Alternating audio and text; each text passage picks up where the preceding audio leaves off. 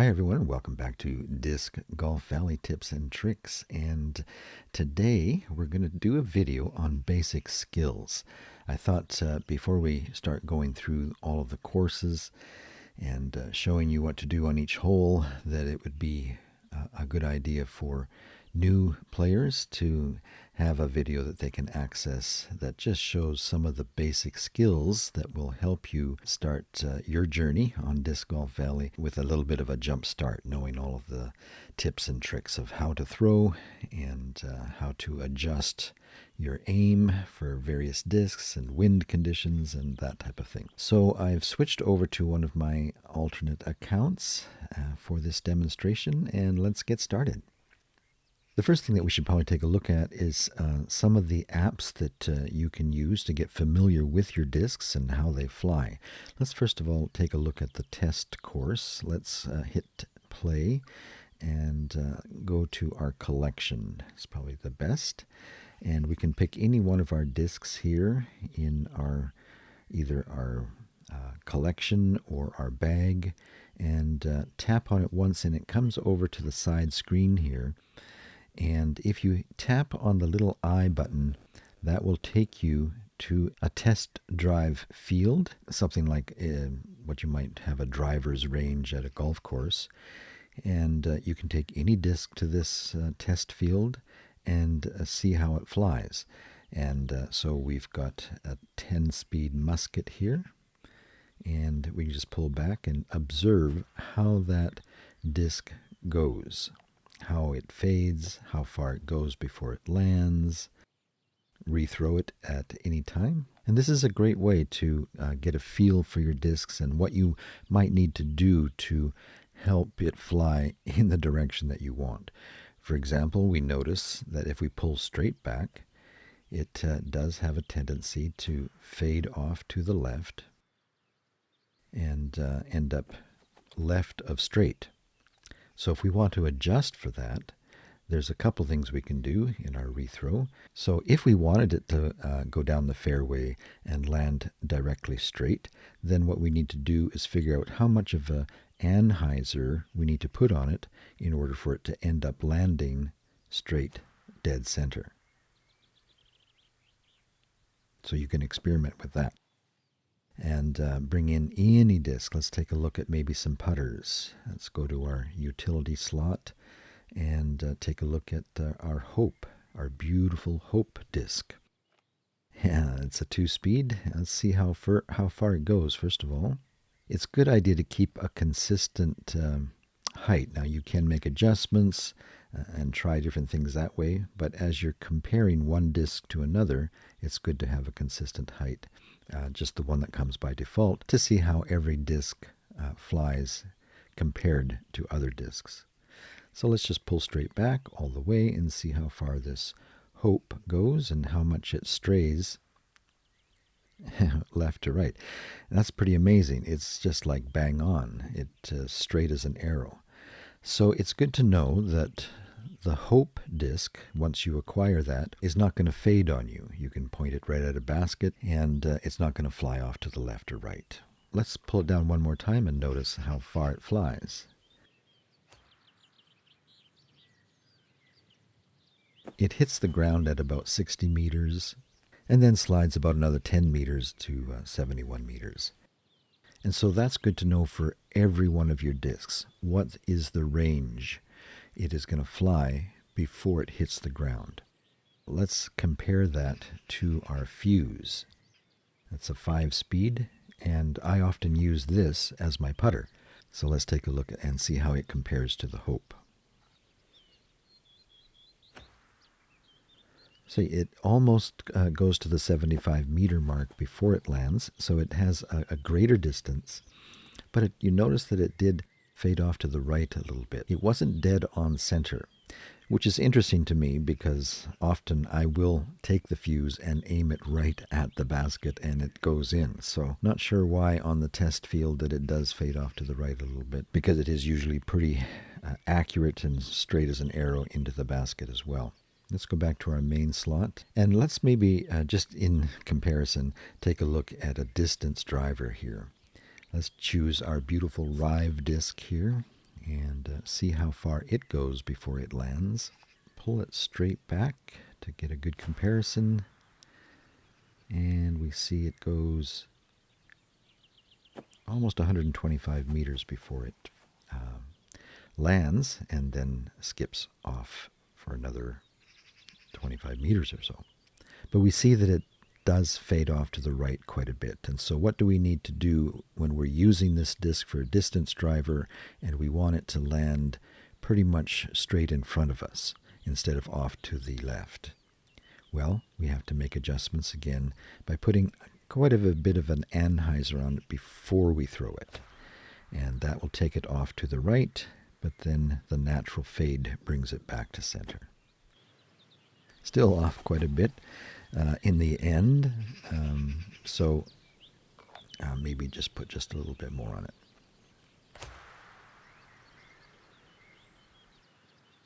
And of course, the field itself and the obstacles that you're going to have in your path are going to obviously become a factor on how much anhyzer or hyzer you put on a disc before you let it go.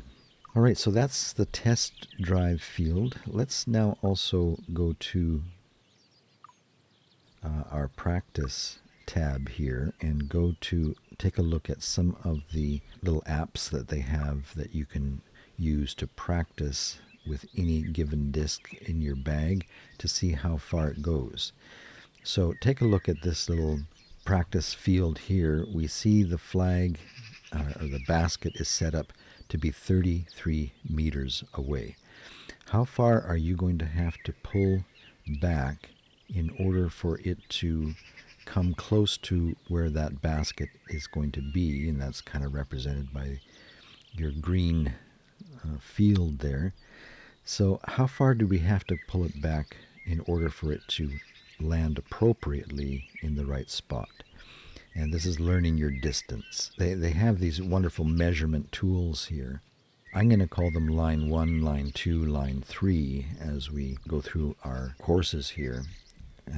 And as a general rule, when you're using your putters or even your 5-speed, if your basket is anywhere between 20 meters and 30 meters away, you're going to want to pull your disc down to about that first line. And if it's a little bit more than 30 meters, you might just want to just bring it down just a hair more. And that gets us right down to where the basket probably would have been. So, what about 58 meters? How far would you have to pull back in order to go 58 meters? Well, with our 5-speed here, the fuse, generally speaking, I have found that 58 meters is almost down to the second line. Now, something you should notice here, when you pull back, you'll notice that it keeps moving around on you. Some people at Disc Golf Valley call this the drunken cameraman because he's just swaying around. Actually, it is what it is the game is trying to add a little bit of variability into the game. Just like when you're playing disc golf in real life, every time you throw, the way it releases off your hands or the way that you're spinning around, and when you release the disc, all of these little factors are going to mean that every time you throw, it's going to be just a little bit different. And so this moving around is to try and add that variability into the game. If it didn't move around, every shot would be exactly the same. And so that's what this is about. So your goal is to wait for it to come front and center. If you know that this fuse disc doesn't have a fade on it and it goes straight, just like the Hope did in our previous example, then you want to wait until it comes right front and center before you release. And bingo. It probably would have hit that basket or come very close if there had been a basket there. And we can try again. 55 meters. How far do you pull it down? Well, just a little bit more above. Generally speaking, if it's about 60 meters, you want to bring it down to the second line. If it's 50 meters with the fuse, you bring it up to about here. 40 meters is about halfway in between. Now all of this is going to be affected by the wind. You're going to have to keep your eye on the wind and make more slight adjustments to compensate for the wind. But generally speaking, 55, we're looking right about here. And, well, there must have been some wind there, because that should have landed. Okay, 63. Let's see what we can do here. Remember, we're talking about 60 being about the second line there. So let's just bring it down just a little bit more. Wait for it to come front and center. Wait for that cameraman. And right about there. And it's going off a little bit. We should try the Hope and see what it does. Oh, they're not going to let me go back. We know the Hope doesn't quite go the distance. And generally speaking, all things being considered, if you're on flat ground, we're up a little bit here on this T mound, and so this might make it all the way to 75. But generally speaking, if you're on flat ground, the 5-speed, the fuse here, will not get into a basket that is much more than 70 meters away.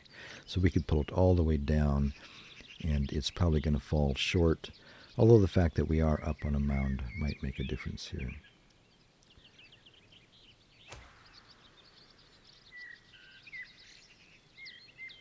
But generally speaking, you'll find that if a basket is 70 meters, a little bit more than 70 meters, your fuse is not going to be enough to get an ace. Certainly fine for laying up.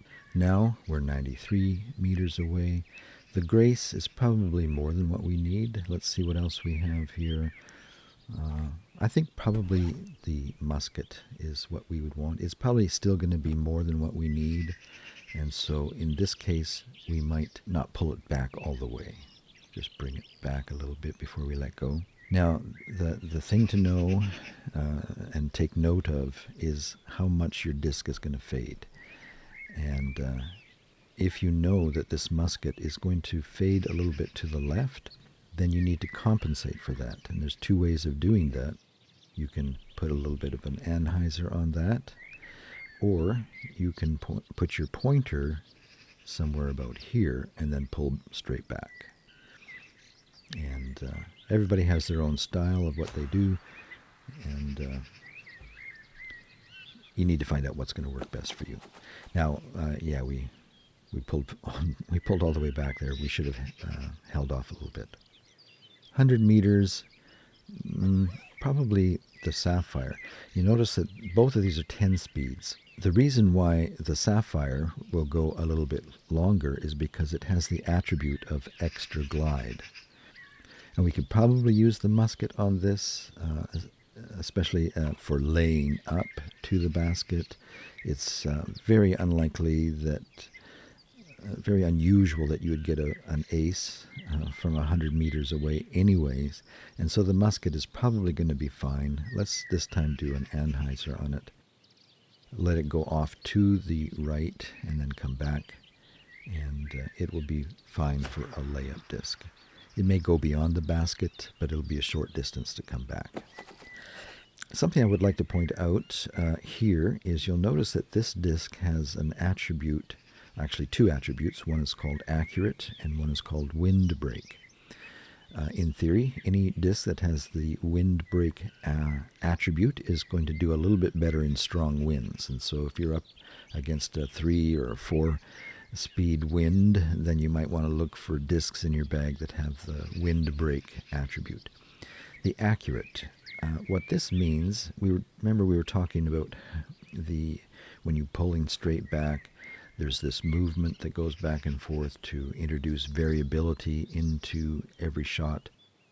Well, when you're using a disc that has the accurate attribute, this is minimized. And so when you see a disc available that has the accurate attribute, that's the disc that you want to get to minimize this movement around back and forth.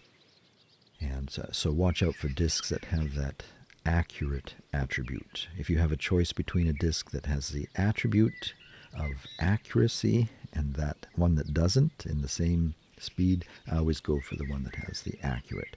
You'll do better with those. So 57 meters, let's bring our aim right about here and let it go. Just over the top of it. All right, let's maybe check out the putting.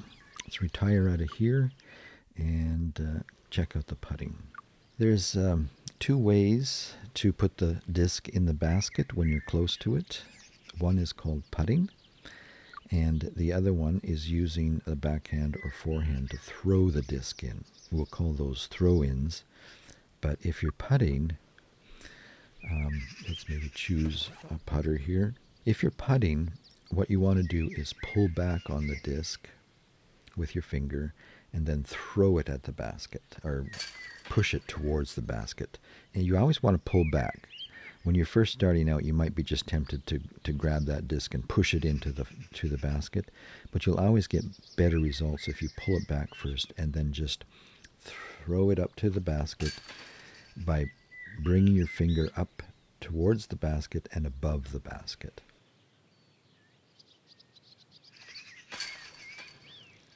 And the further away it is, and the higher up it is, the faster you need to make your stroke up.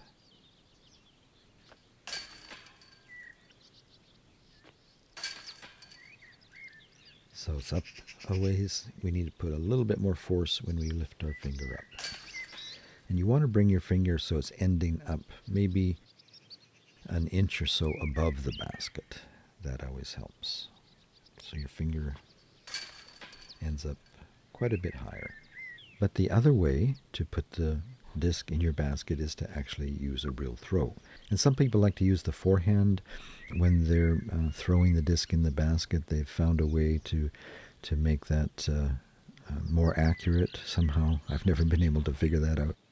I usually use the backhand. And depending on how far away you are from the basket will determine where you want to put your pointer. If you're only 8 or 9 meters away from the basket and you're a little bit nervous to try the putting approach, you're using the throw-in approach, then I would have your aiming pointer, the most bottom chevron we'll call them, pointing close to the top rim of the basket. If you have your pointer down about here and try and throw in your disc from this distance, it's going to hit the bottom rim of the basket. So bring your pointer up to more of the top part. But then the question is, how far do we pull it back? Should we bring it down all the way and really force that disc into the basket so there's no chance of a spit out? Well, I've never really tried that. You don't need to really anywhere to the first line for throw-ins at this distance especially is fine. You could try it here and see if it goes. It probably will because it's so close to the basket. But you don't need to. Okay, here we are, still 9 meters away. Notice that we're downhill a little bit. When you're shooting up to the basket from below, you want to have that pointer near the top rim of the basket. So not only because it's such a short distance, but also because we're shooting up, we want to be near the top rim.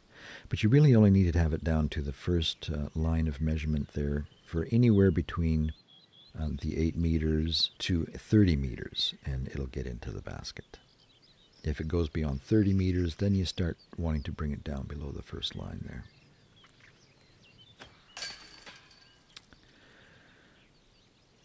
All right, 9 meters. So again, have it quite close to the top.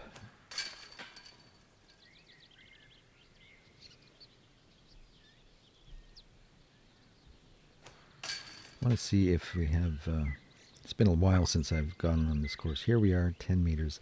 Okay, notice that the game automatically put that pointer right at the top rim, which I would probably want to adjust that. You see something like this, you say, now how can I get through that tree?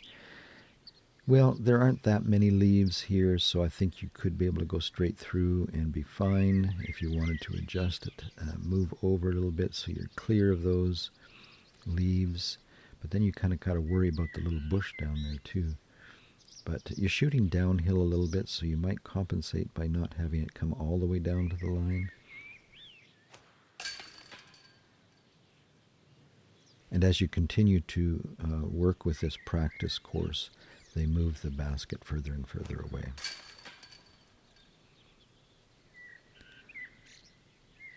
Unless you start missing the basket, then I think that they take you back to a shorter distance. But this is a good way to learn how to do your throw-ins and your putting, so be sure and check it out. Now, one more thing I think we should cover in our basic skills here is how to compensate for the wind. Let's hit our little hamburger menu option up here and hit retire. And let's go to a practice course. Probably the best one to learn how to deal with the wind is called a course called Windswept Fields.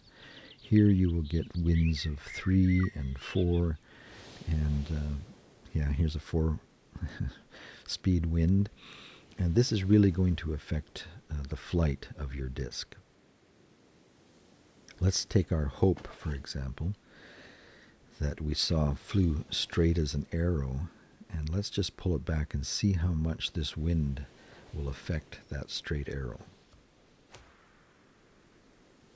So that 4-speed wind really took it off to the right. Now, the Hope, of course, because it doesn't go any more than about 60 meters before it hits the ground, is just not enough disc for this particular hole. So for 99 meters in a wind like this,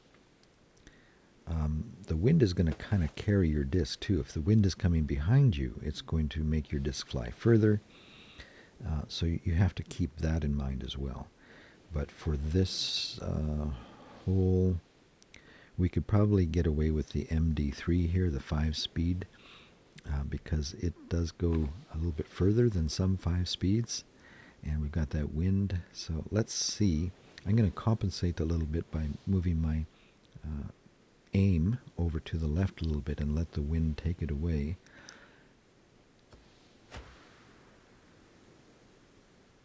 Bring it back, and that almost makes the distance. We could hit the rethrow. That's one of the nice things about using the practice mode. You can try discs over and over again, try different aims. And let's go with the 9. I think it's going to be just a little bit too far. Normally I have that Explorer, that 7-speed disc that I use on this hole. Again, I'm going to compensate. Well, let's go straight to the basket, but compensate this time with a hyzer by bringing it off to the right here.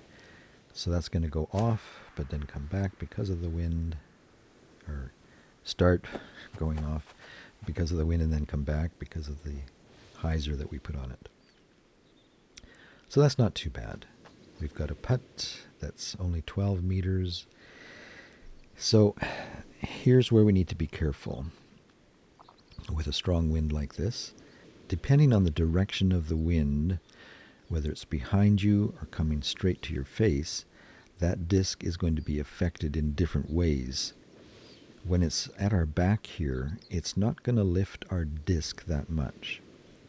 Now, when I'm dealing with strong winds, I usually prefer to use the fuse here because it's a little heavier disc that's not affected as much by the wind. In fact, this particular fuse I think is even a wind break. Let's check that out.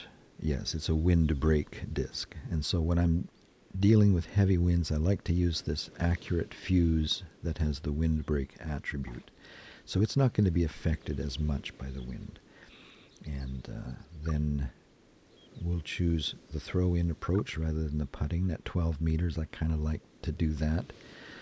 Although I might say that when you're dealing with heavy winds, sometimes the putting approach is better. It doesn't seem to be as affected by the wind. But let's go with the throw-in, and just know that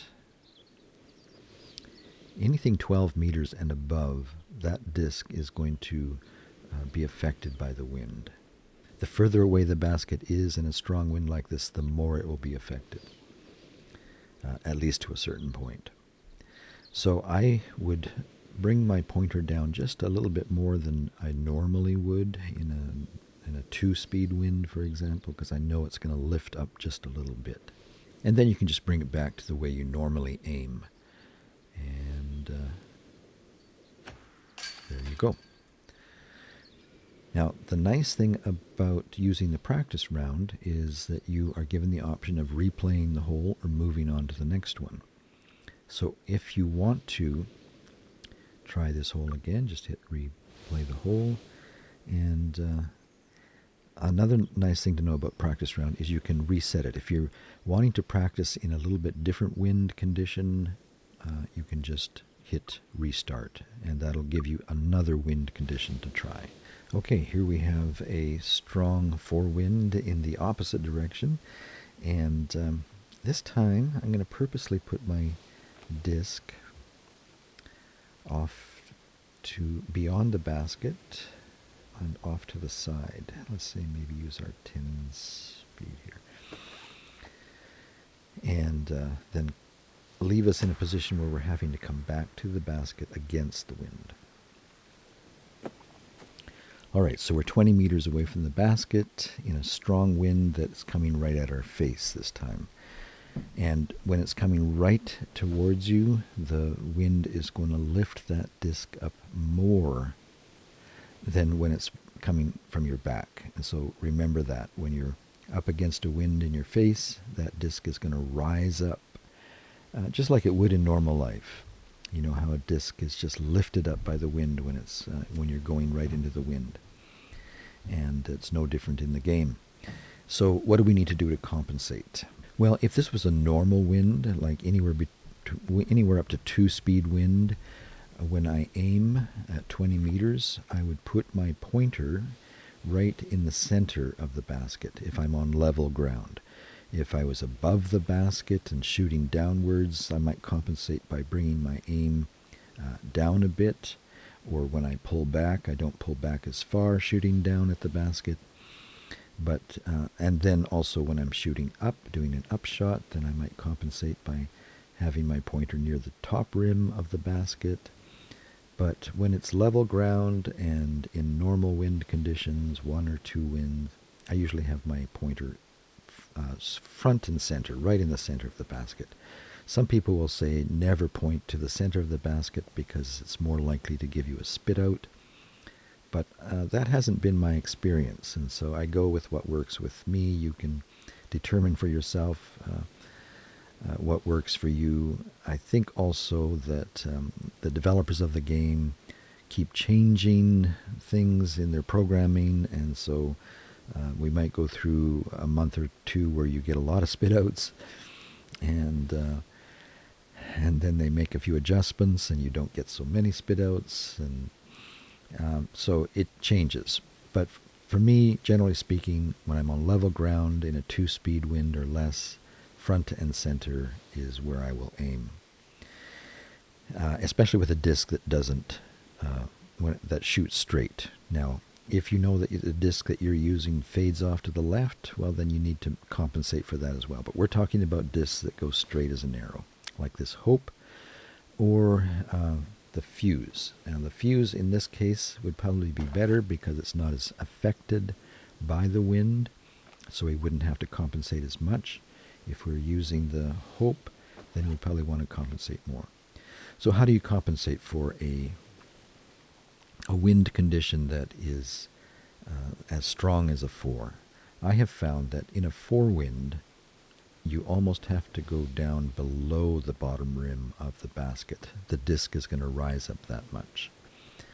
And we notice that it's not directly into our face, and it's going to push that disc off to the right a little bit, so we might want to make just a little bit of an adjustment to go to the left of the basket.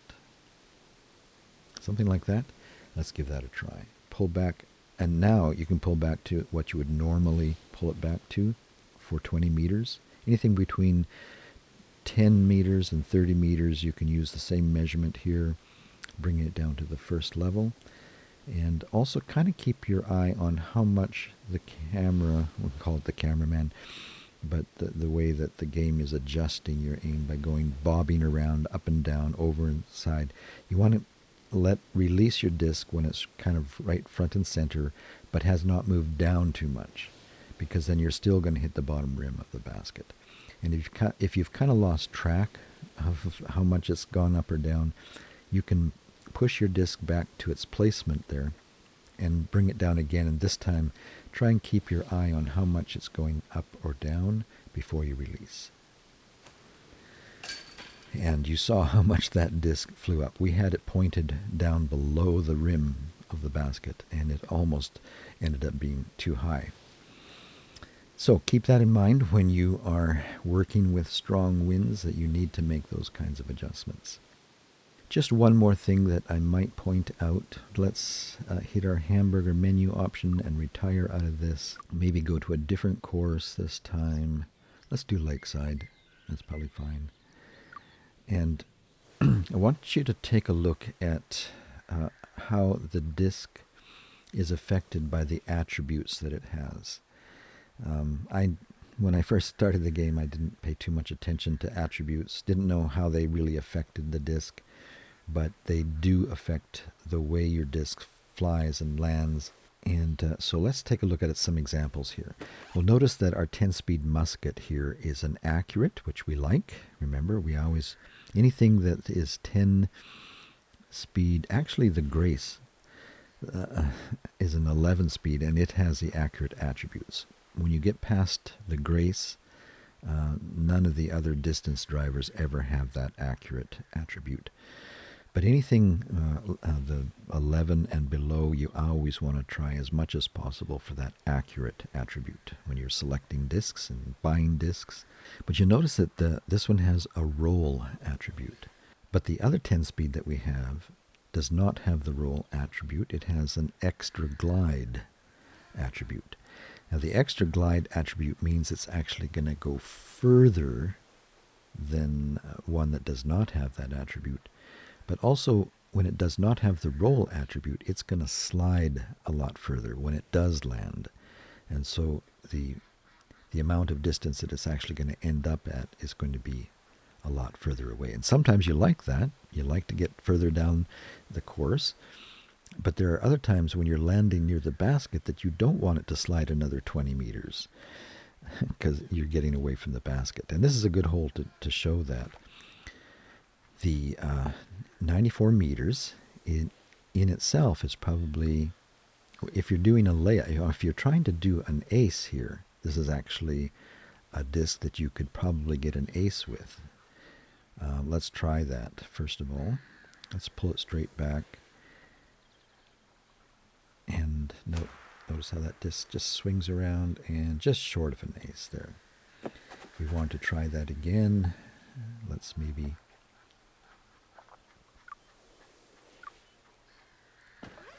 bring it a little closer to the basket and maybe up just a little bit and pull it back. This is a great way to learn how to get aces, actually. Using the practice mode, you can practice with any disc that you have in your bag until you figure out what you need to do to get your ace. So that one lands a little bit off to the side. Try one more time. We're kind of getting sidetracked here away from what I was trying to tell you. That got a little closer. But notice how when it hit the ground, it didn't go very far. So now we have an easy comeback to get our birdie. Whereas if we used the disc that did not have the roll attribute,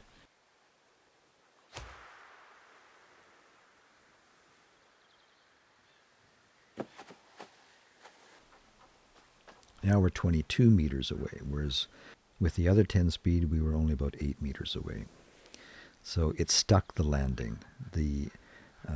When a disc has a roll attribute, it is really good at sticking the landing. It's almost like the disc has a Velcro on it, and it hits and it stops. It doesn't slide very far. So that's a good thing to keep in mind when you're choosing which disc to use. If you're just doing a layup, you want to try and find a disc in your bag that will go the distance that has the roll attribute. And so that's why you see, as you look at my bag here, that I do have a variety of discs. Some we do want to slide away, but other discs we want to throw. We know how far it goes, and we want it to stick the landing where we know that it will fall. All right, well, those are the main things I wanted to show you for our video on basic skills. Hope you were able to pick up a few tips as you get started in the game. And we hope to see you next time here at Disc Golf Valley Tips and Tricks. Have a great day.